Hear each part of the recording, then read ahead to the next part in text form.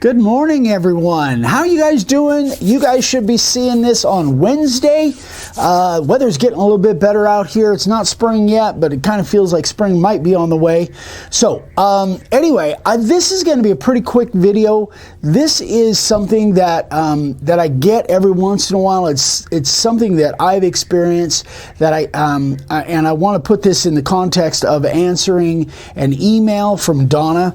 Donna Beckenmeyer sent me an email, so let me read it to you, and then I'm going to show you some pictures, and I'm going to go into an explanation of what I think is going on and kind of review some other stuff. So it says, it seems when I get bobbles in my work, I have to go back and straighten them up.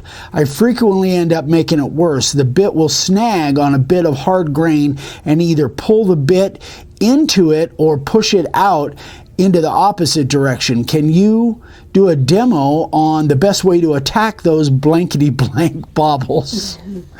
Thank you for that language, Donna. It doesn't seem to matter if it's pine, cedar, or most recently poplar. Okay, so Donna, I answered Donna, gave her some of my thoughts on it. So these are the pictures that she sent. I kind of blow them up so they're a little bit blurry, but you can see, I had a pencil here. Yeah, there it is. You can see where she's talking about kind of in this area and maybe this area where she tries to go back and fix those bobbles. Now, number one, on letters like this that are a thin line, it makes it a little bit tougher because you don't have a lot of room for error. However, there are ways that you can go in there and maybe smooth that out. And here's another even more extreme example. This area right here, I think, is what she's talking about more than anything else. So let me kind of go into this. Several different things that I think could help with this type of problem. So I want you to write this down. If you haven't seen these videos, and these videos are unfortunately filmed like 12 years ago, and the camera work is brutal, but the information on there is something that I did that it's kind of something that I came up with that I'd never heard of before, and it's called directional carving. And if you go back and watch, and this is how far back it is, number 9, 10, and 11. I think that's right? 9, 10, and 11. Those three videos, I go into this theory of mine called directional carving. And it has to do with the way that when you're carving a board, the way that the grain may be laying in that board. And when you go back and watch it, you'll see exactly what I'm talking about. But I'm going to go into a little bit of a demo here in regards to that as well. So if you look at these, this is a piece of, I think it's Douglas fir. This is a stair tread. If you guys go to Home Depot or Lowe's or whatever, you may see these stair treads. And I picked one up, and I really like the looks of it. Well, mostly because of the thickness. I mean, look how thick that thing is. That is really cool. I like, having something super substantial like that. And if you look at these three lines, and again, if you go back and watch 9, 10, and 11, there are some aspects of that video those videos, number one, I hadn't discovered the trim routers or the compact routers till about, I don't know, 5, 6 years after that. That's number one. Number two is, again, the camera that we were using, I think, was a flip cam at the time, and it was just somewhat brutal. But it still really shows the idea of what I was trying to convey. So, if you look at this line here, as compared to this line here, I was able to hold a much better line here than I was here. And I'll show you why. At least I'm going to attempt to. And I'm going to actually do it again here. If you look at the end of this board, I hope I'm not really... I hope I'm not really messing you up. If you look at this board, you can see this grain. Now, this happens more with boards like this that are what I call a soft, oh my gosh, hardwoods and softwoods. This is what I would consider to be a softwood. But my technical term for softwoods and hardwoods is just the way it carves. It's not the physical description. If you go and look at the description on Google of the difference between a hardwood and a softwood, it has to do with the leaves and I don't know. There's a technical difference. Me, if it carves soft, in between the grain, it's a softwood. This particular aspect will show up more in what I call softwoods, which are like cedar, redwood. This is Douglas fir. I think this is Douglas fir, but it might be a pine, but it could be a cheap version of pine that has very distinct grains in it. And what happens is the difference between here where it's soft in between the grains and here where it's soft, this is my term for soft hard. Again, I'm not technical, guys. I just like plain English. I don't have any other description of what I'm saying other than what makes sense to me. So it's soft here, it's hard right on this grain, and it's soft, and then it'll get hard here, hard on these grains, and soft in between. All right, so I've kind of gone over that in the past, and I've talked about that a lot. I mean, at nauseum, frankly. However, what I found by accident over the years, and this is what I talk about on those videos, 9, 10, and 11, is that when you hit that grain, if you're going in a certain direction, it will hold a better line for you than if you're going the opposite direction. Now, I'm not necessarily talking climb cut or push cut. I'm talking, well, I guess it could be considered that, but I don't really consider it that way. I consider it to be the way that the grain is laying in the board, that if you go in a certain direction, you'll have a better outcome. All right, let me explain. Let me show you. So I've got a profile bit in. This ain't nothing special. I probably need to sharpen it. Having sharp cutters is a really good. Let me put that as a caveat. If your cutters are really sharp, this won't show up as much. Once your cutters are used a little bit and the edge isn't quite as sharp as being brand new sharp, it will affect you more. Okay, so I am going to cut pulling toward me here. Yeah, I'm going to move up above over here. I'm not even putting on my cheaters because frankly I don't need to. Okay, am I oriented the right way for you to see it better, babe? Okay, here we go.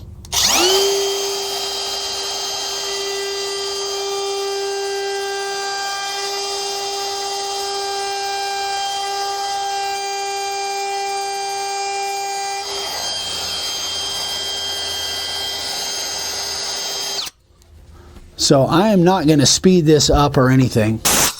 I'm going to leave it, So if you go back and you listen to the sound that made, as I was hitting that grain, you could hear it just has a different sound to it. And then in between, it kind of goes up in RPMs, I think. So now I'm going to cut in the opposite direction, from the bottom to the top, and if this is an issue for you new people that you feel much better by pulling toward you, you can flip the board around and you'll be accomplishing the same thing.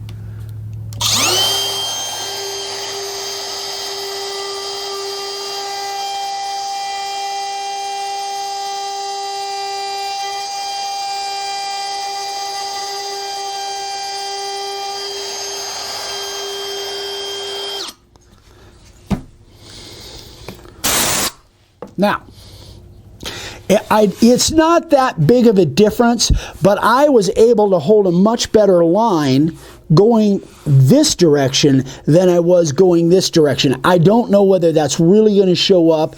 I see little bobbles here and here and here where I don't see them as much doing this. And I tried to find a little bit better board to demonstrate this, but the more grains that you have, if the grains were all like this, a really thick grain, it probably would have showed up more. But anyway, the basic idea is that two things.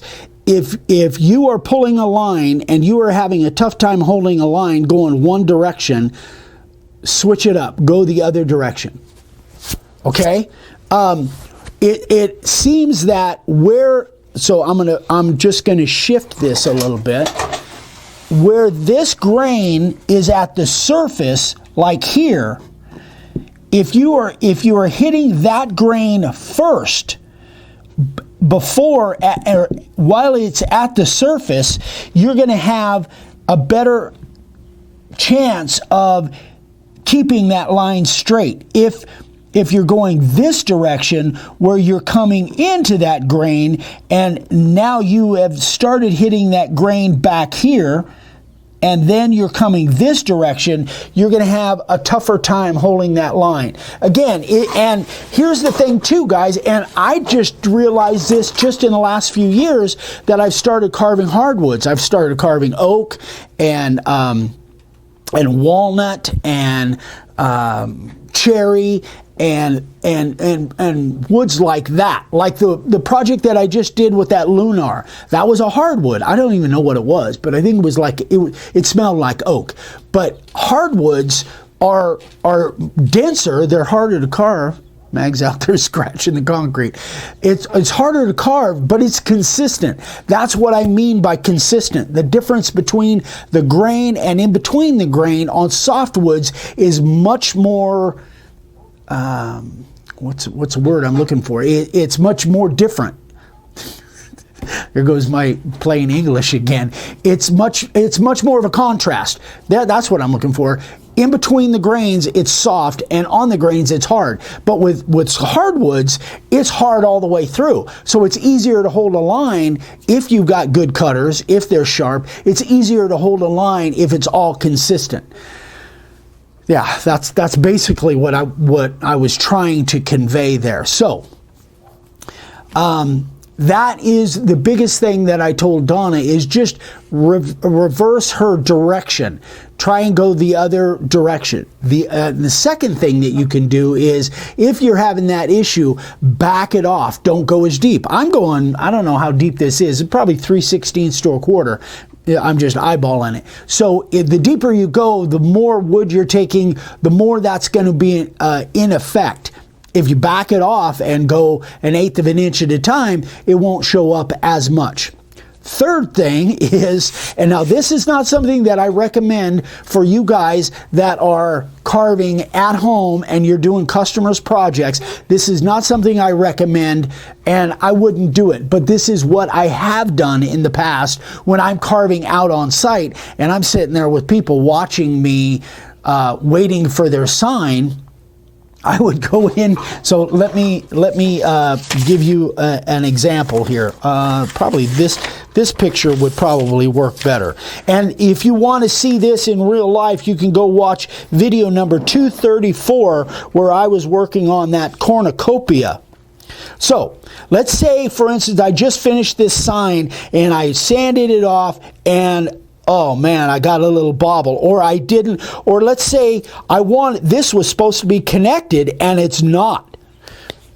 What you can do, and I should have a little bit better pen. What you can do is blacken that in. And if you want this smoothed out, you can smooth it out just like that. Now, again, would I do this these days when I'm working on a customer's sign? Heck no, I wouldn't. But when you're out on site and you're carving, now this is really a bad blown up example. So if you go back and watch 234, it was just a little tiny bit that these lines didn't connect, and I took a Sharpie and I just kind of colored it in, and then when you put the finish on it, nobody will ever know.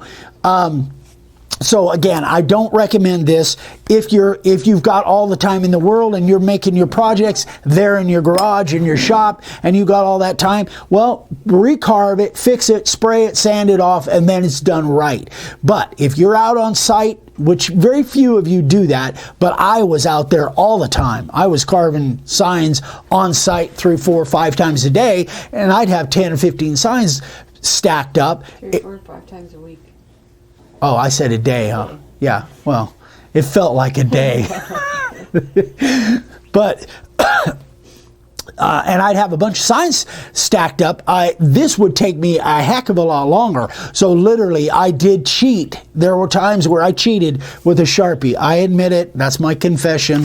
I haven't done that in a long time because I haven't been out carving on site in a long time. Anyway, man, I'm getting long-winded. So that is... That's it, guys. That's what I wanted to share with you guys. But really, go back.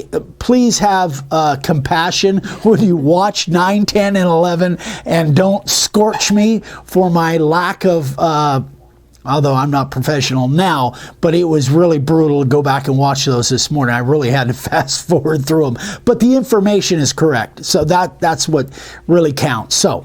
Anyway, guys, that's it. Thank you so much for watching. I know there's going to be tons of questions on this, so please email me directly, eric@makeawoodsign.com. If you need supplies, there is the website with supplies, makeawoodsign.com. And please, please, please give us a thumbs up, like this, share it, and leave comments in YouTube. The more comments you leave me in YouTube, it takes me more time to answer them because I want to answer every single one. But even if it's, video was, I don't know, video was mundane, I don't know, the video was okay, whatever, comments. A woman behind the camera to shut up. Yeah, whatever. Please leave us comments on YouTube. We love that. It works with the algorithm so more people can see what we're doing. That's it. I'm out of breath. Thanks, guys. We love you. We'll see you on the next one. Bye.